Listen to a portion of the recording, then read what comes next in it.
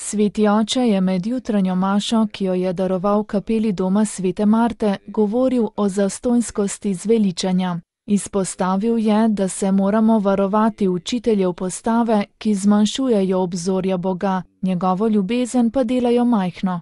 V ospredje homilije je postavil zapoved ljubezni ter posvaril pred skušnjavo, da bi želeli biti nadzorniki zveličanja. Papež Frančišek je dejal, da je med stvarmi, ki jih vsi mi kristjani najtežje razumemo, zastonjskost zveličanja v Jezusu Kristusu.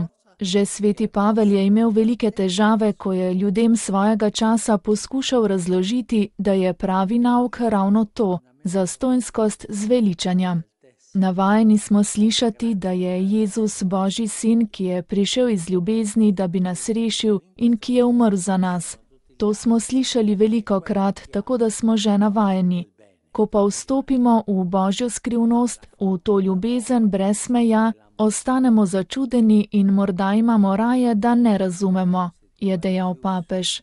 Nadaljeval je, da je dobro, če delamo to, kar nam pravi Jezus, in to tudi moramo delati.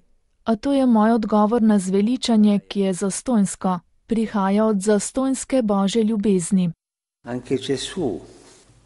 Tudi Jezus se zdi nekoliko besen nad temi učitelji postave. Pove jim nekaj krepkih stvari, pove jim močne in zelo ostre stvari. Vzeli ste ključ spoznanja, sami niste vstopili, tistim pa, ki so hoteli vstopiti, ste to preprečili, ker ste odnesli ključ. Torej ključ zastonjskosti zveličanja, spoznanja, je pojasnil papež.